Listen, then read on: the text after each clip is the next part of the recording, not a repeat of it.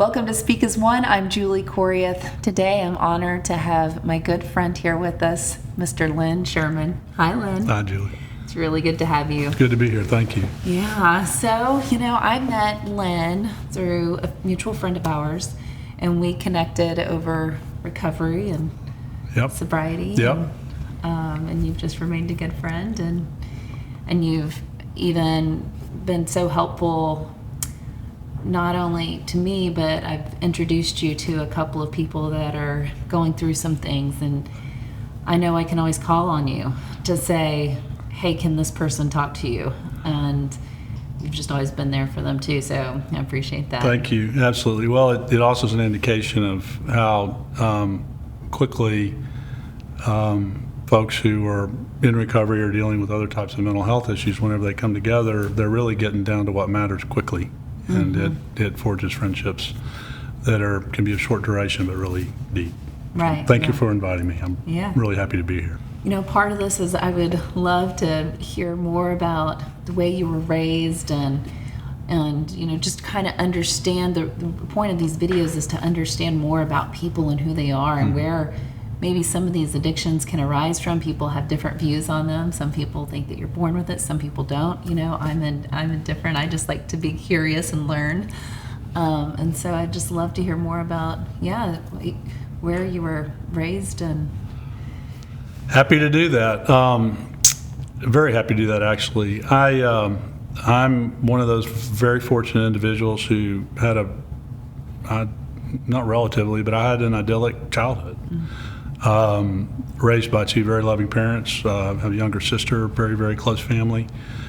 We all are a product of our environments. I happen to be one to believe they're relative to addiction or substance use disorder, that there are two ways to come by it.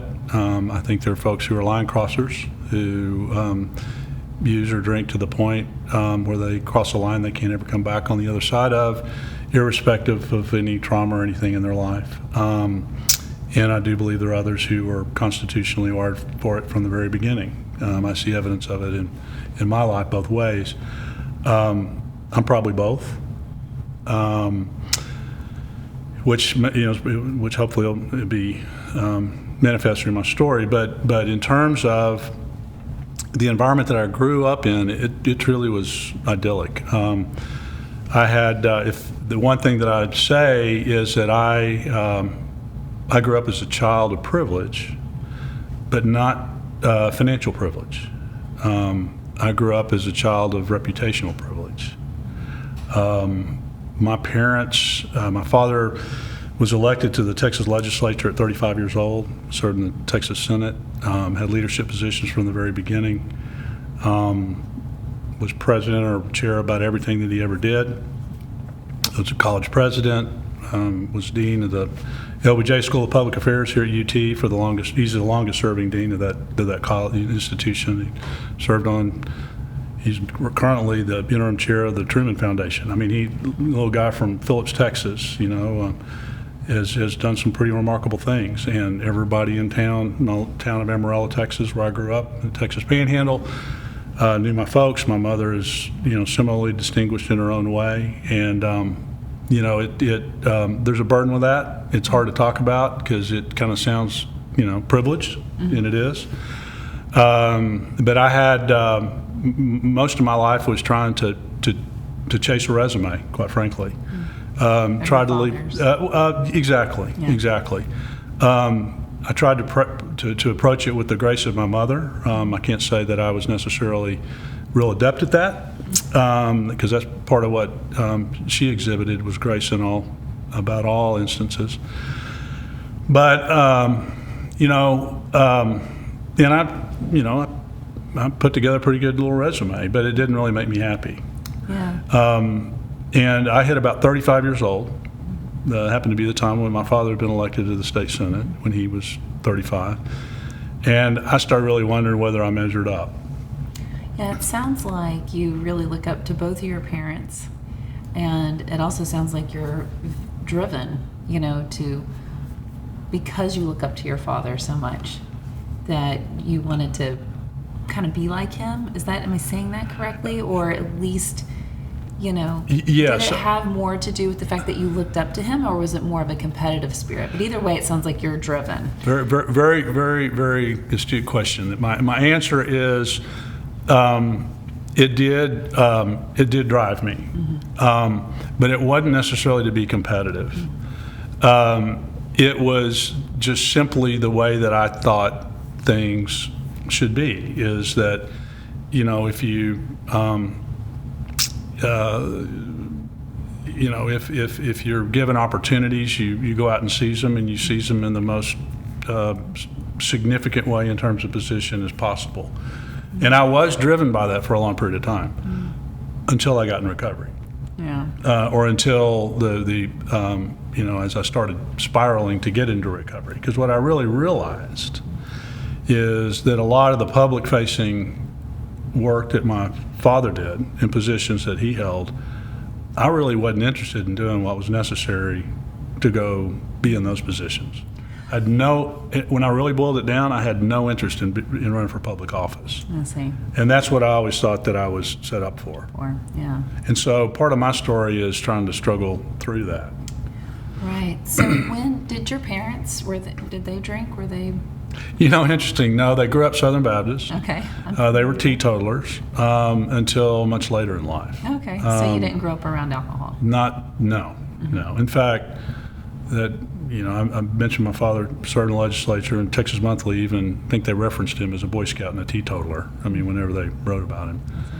And it's just I went away to college just because I wanted to go to I wanted to be in an environment where nobody knew who my parents, which is just limited to the Texas Panhandle and the town that I grew up in.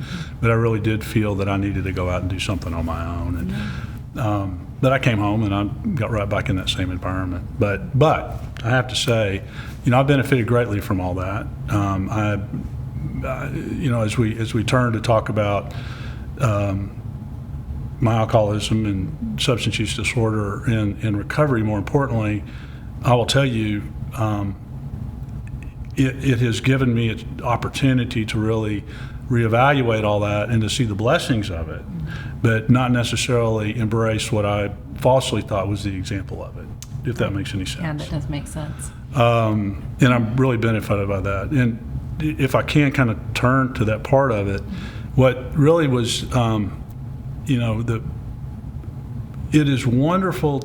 One of the benefits that I found, I hope this is okay, but I kind of want to, one of the benefits of 12-step recovery programs, to the extent, which I participate in, is that, or any type of group program, is that you're able to sit in a room of very, very, very different individuals with all sorts of different backgrounds, people who didn't grow up with backgrounds like mine, and learn from them, right, and see their example. Much in the way that I try to always live up to my parents' examples. Now all of a sudden I'm in a room with a bunch of people who've got completely different roadmaps for their lives that they were given, and I'm learning as much from them as I ever did from my home. And that's been extremely beneficial. And I was actually part of a meeting just a couple of weeks ago where the topic was grief, because one of the guys in our group was really struggling with the loss of a friend. And what was amazing was the number of people who had had similar experiences within the last, not too many weeks. And it prompted them to share. And all of a sudden, here we were, a group of about 25 guys, men, 30s, 40s, 50s, 60s, sitting together, talking about their feelings and about grief and losing someone. And the thing that was pointed out throughout the entirety of that discussion was how unique, unfortunately, how unique that situation is, and how we really wish that it could be spread throughout, our culture, to where men in particular have got that opportunity. I never did. Until I got in recovery, I would never sit in the room full of a bunch of guys and talk about my feeling about grief. Yeah. So you went off to college. Mm-hmm. Yeah. And did you have a group of guy friends there? Yeah, I had a group of guy friends, and we're still close, and we still support each other. But it was very different. It was college has a level of superficiality about it You know, and I'm not saying the guys were. They're not. They're deep. They're wonderful people. We had close relationships, but there's just a lot of what's going on internally that at least that I kept at bay. That I didn't want anybody else to really see. And I did have some vulnerable moments in college that,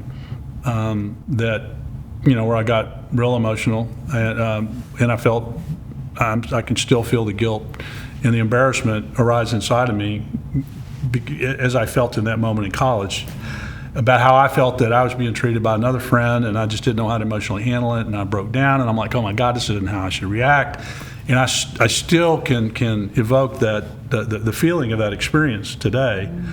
The irony is, or I guess the point of comparison is, I do that kind of thing in meetings on a weekly basis, or on a regular basis, maybe not weekly, in 12-step recovery, and I don't have any feelings about guilt, right, or embarrassment.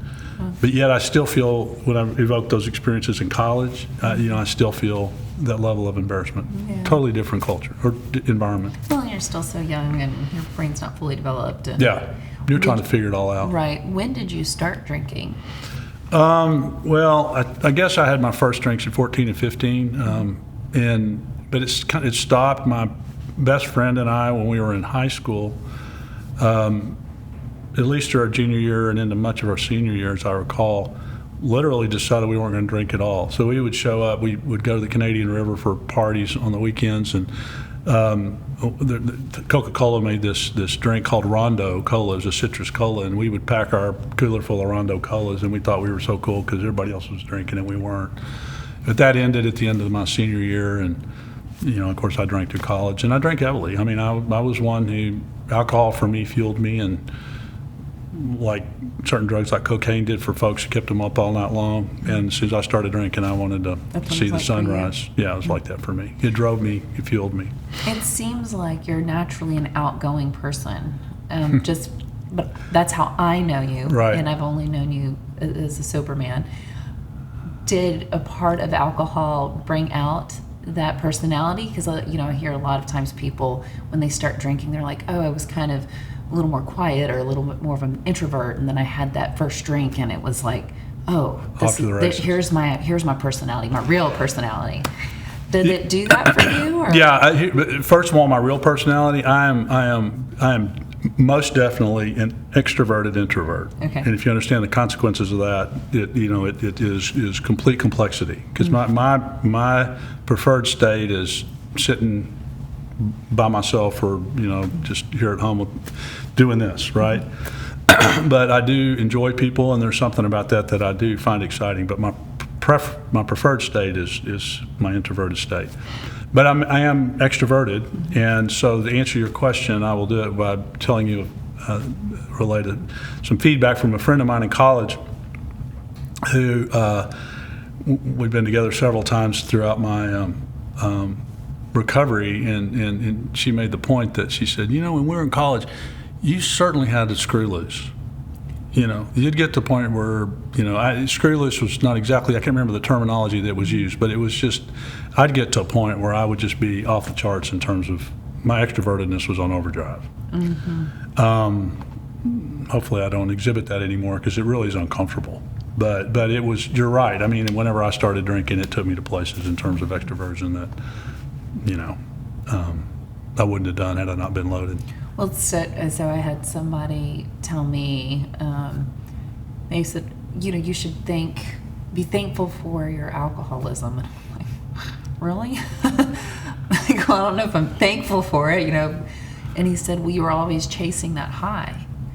And I said, and I was still so confused by what he was trying to tell me. And he said, that's also how you live a lot of your other life as a parent, but chasing that high and how to be the best parent, and like, you know, and in work. And he said, and so now that you have found that through sobriety, you know, you're chasing that high on these things that really matter to you. And whenever you take out the alcohol, it can be a really useful source. Absolutely. And then I was like, okay, I get that. Now that makes sense. But at first when he said that, I'm like, I should be thankful that I would drink because I would chase a high. Like, it just wasn't getting what he's saying. But it does make sense. And I wonder, Is that what you're referencing whenever you say that extrovertedness would come out, like chasing that high? It is. I would look at it from the other side of from the same situation but from a different angle.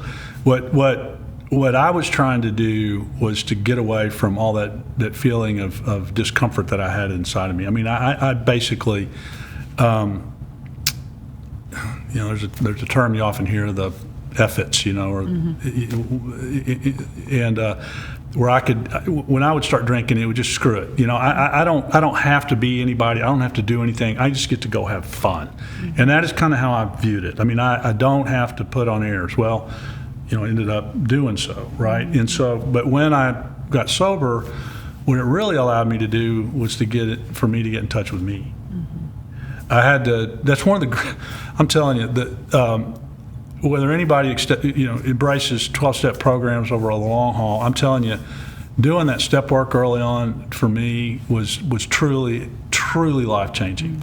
It wasn't just stopping drinking. That I couldn't have done it without having done that. But that step work was transformational for me, because what it did was it gave me a chance to take a complete inventory on all my stuff that that I felt uncomfortable about, that I did, that I was embarrassed by, and that I felt guilty for, or just all that crap that you carry around, and to go look at it, evaluate it, deal with it, and move on. Right. And through that process, what comes through, not to be too trite, but almost Phoenix-like, is all of a sudden who I really am became revealed to me, not to anybody else. Didn't matter. It was all. I mean, that was usually what mattered to me, was what everybody else thought. But all of a sudden, through that process, I became aware of who I really am and what really makes me happy and comfortable. Yeah. And the one thing I will say is, when I first got sober, I had a knot in the middle of my chest, literal knot in the middle of my chest. My shoulders were thrown forward, and if anybody were to come within a foot of that knot, I would recoil. And it was a physical manifestation as to how I'd come to live. Total protection of who I am and not want to have anything revealed. I mean, it was literally, I mean, if you were to put your hands anywhere, Neil, I would be almost look like I was cowering, right? Well, through both physical, like Pilates and things, but also more importantly through doing step work, that's completely gone away. But the way I live today and the way I talk about it is, I know exactly how I need to feel right here in this place for me to be living consistent with who I am. Yeah. I never had that before. Right. It's a sense of peace. It is. The word serenity comes through a lot through 12 steps, and there's a reason for it, is because it's that level of just sereneness and being at peace with who you are and how you're showing up that is the real gift. And I never, ever had that before. Yeah, and showing up for yourself. Absolutely. Yeah. Absolutely. So, can you tell us a little bit what happened in order for you to make that decision to stop drinking? Where was your life at during that I was in time? jail. Just to be real honest. I when I got separated and moved away from my kids, and I had this bright idea that I'd move out to a ranch outside of town, and I lived 2 miles off the road and had no internet service and no cell phone service, and I thought I'd get back to nature and get my life in order, and I just continued to spin out of control. At the end, all I had in my refrigerator was bottles of vodka and cans of Ensure. I mean, it's just, but I and everything was falling apart. Never showed up to pick up my kids for school, or often never picked my kids up for school.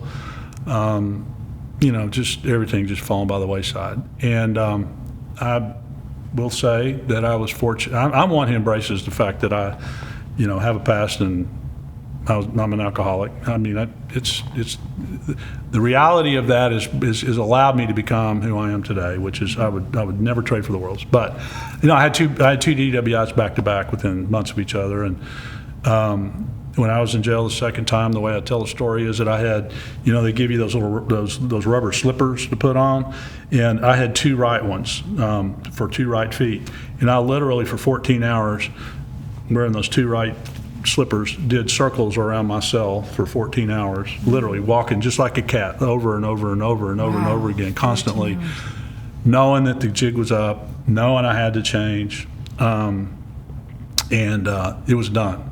And it wasn't a moment of clarity. It had to be forced for me. Different people go through different things. Sure. But I'm just glad I didn't kill, injure, or maim anybody along the way. Yeah. And that does happen, unfortunately, with folks. But that's my story, and that's how it came to pass. Yeah. It was really interesting. I had, fortunately, my ex-wife, God bless her soul, was working in the background trying to get as many people to be ready there for me whenever, I came out. And guy that I'd known and I'd been involved in civic activities for a long time with gave me a call, and he said, I understand, you may be interested in recovery, and I want to take you to your first meeting. And I was like, holy smoke, you're in recovery? I mean, I had, no idea. Yeah. Now, I know how he lived because I admired him greatly. That all of a sudden here I've got a guy who I admired greatly, not fully understanding why. Someone to look up to. Somebody to look up to. Taking me to my first meeting, so, Did you go to rehab after your stint in jail? Or No, I did did you go not. straight to, okay. I, at 47 years old. You were at 47 when this I was happened. 47. Okay.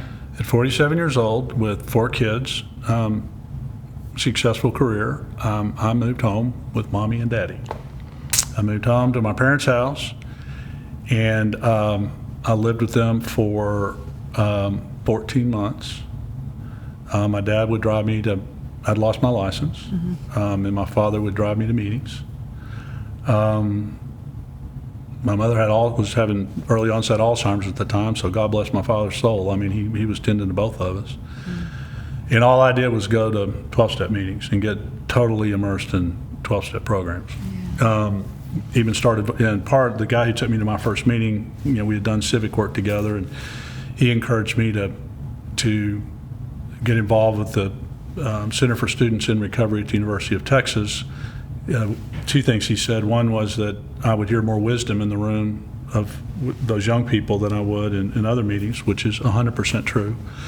And the other was that I would find an opportunity to maybe mentor them as well, which happened. And so that was all completely transformational. So I basically have immersed myself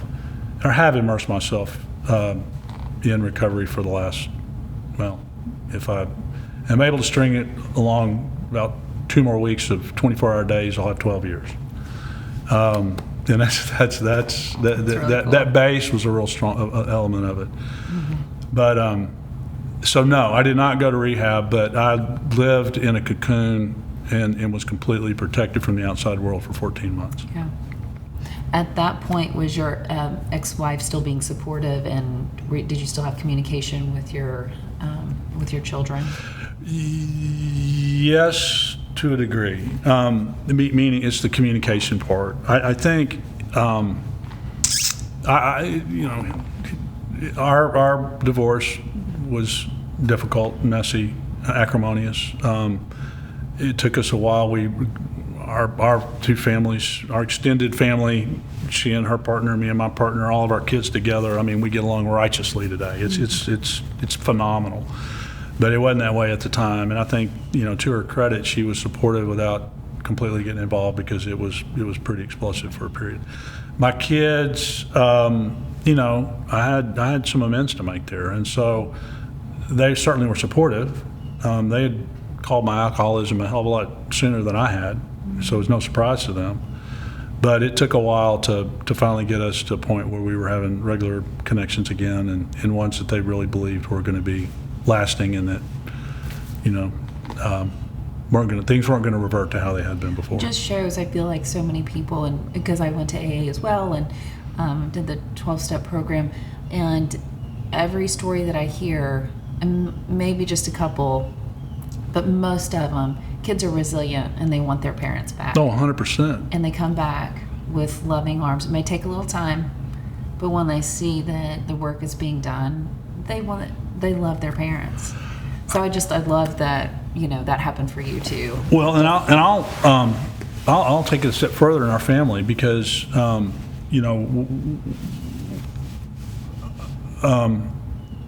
my kids have got people with long-term recovery on both sides. Okay. And I want to try to be I need to keep the anonymity a little bit there, but they get it on both sides, and to the point where they will. We get calls when they are concerned about somebody and are wondering what to do, and we're able to talk about it all as a family. And so it's a major part of our life. It'll be a major part of their life experience. Let's say that, right?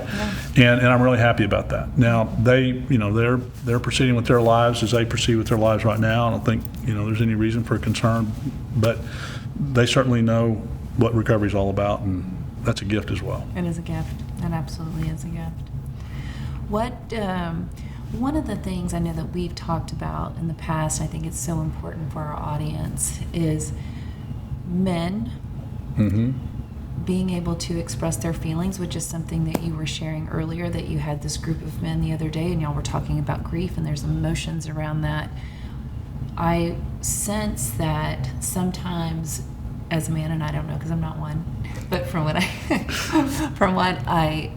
I've heard of conversations, is that having that pent up emotion and what you were talking about, this feeling right here, not being able to express yourself, and as an emotional man too, Right. I think being able to be a masculine man is wonderful for men, not being able to bring out that emotional side. Do you think that can cause men to want to drink more because they're not able to express themselves? And do you see that changing more now than in the past? Sorry, that's a great set of it's a great topic and it's a great set of questions. So let me do my best to address it because it probably is the most important element of my story. Okay. So if I can start with my story piece of it, then end up with the group and the more cultural part of it. Mm-hmm. I have always had one or two closest friends at every phase of my life has been a female. And it's always been somebody that I can talk about almost anything about with that person, with that woman, with that female. It was a realization that I really had more. It's a reality, but I hadn't really become aware of it until I started doing my inventory when I was, when I was getting sober. And so I had that element throughout much of my life, but not with males, not with men. Right.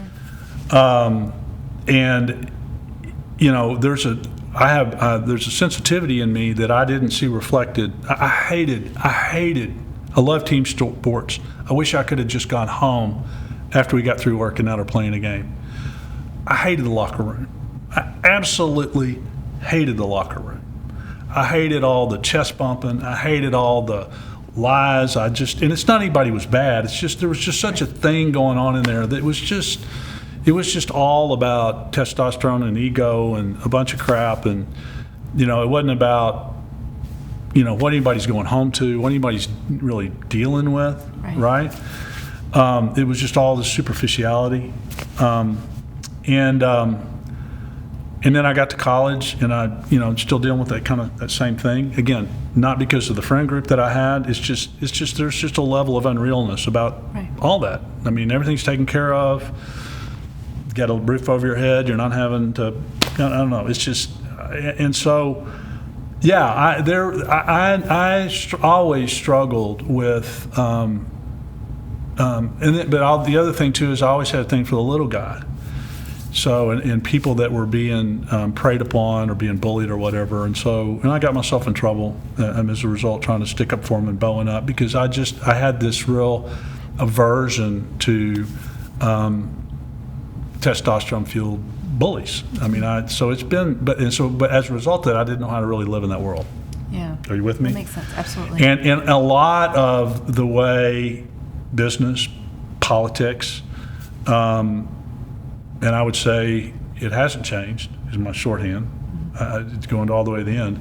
I think there's evidence now that it actually, in some respects, is even becoming more acculturated than less, at least in certain contexts. And I don't think it's all about the individual rather than the group. And so I've struggled with that greatly. And so it's part of the reason why I know this completely. It's part of the reason why I knew that I was not cut out to run for office, because that was not a game that I wanted to play. It took a while for my awareness to get connected with what was going on inside of me. But I said, no, because this issue is what I struggle with throughout most of my life. It wasn't my parents' expectations of me. It wasn't that I felt like I had to do something. It was just that I did feel there was a path that had already laid out for me, but I couldn't get myself to get on the path. Are you with me? Because I wasn't wired that way, right? I'm with you more than you know, because I feel like I'm wired the same way. And I think most of us are. I think that's the normal way. And I think people try to put on airs to pretend like, I can go in there and I can rumble. But that's not, I think, how most of us are wired. Yeah. I'm telling you what, though. You get in the rooms of 12-step programs, Yeah. and I mean, everything's leveled. And that's all people talk about. Even the burliest guy in the room. It's so true. Right? And It's so true. and it's a gift. It's a pure gift. It's a gift. And I really, really, again, not just 2 weeks ago, sitting in a room full of guys, crying over the grief that they're all individually feeling, and talking about how we wished that this kind of experience could be expanded throughout our culture, where a bunch of guys can come and talk about, because, and we can talk about it in there because we've all had similar experiences in terms of not emoting, because guys aren't supposed to emote. That it's even a different experience than doing it with your spouse or your significant other, right? Right. And I think women, I've had this discussion a lot, so I don't think I'm being stereotypical. I think women gather together more readily to do that kind of thing than men do. I mean, men don't even know how to show up when there's been a loss in somebody's family. I mean, we'll just stay away rather than go show up with somebody we know really needs some help. I mean, that's how we're acculturated. Well, and it's because if you tap into that emotion of the person who's hurting, then you're going to hurt, and you don't know how to handle it. You don't know how to handle it. That's what it is, because we haven't been trained. So we haven't been taught how to handle our emotions and some of these deeper things that go on inside us. So it's immediately, that's the thing with friends, and so wonderful about them is that you do tap into that energy or their spirit and what's ever going on. And when that energy changes into something that is, grief or, depression or anxiety or whatever, it causes us, instead of wanting to lean in, to step back, because then we feel it. Yeah, exactly. And you don't know how to respond to it. No. That's exactly it. 100%. And that's okay. I mean, that's just, no one's taught, and that's why we're doing this. And, there is, as much as I try to avoid social media, there are some things being talked more about on social media now and AA and stuff like that. And, Right. and it's amazing.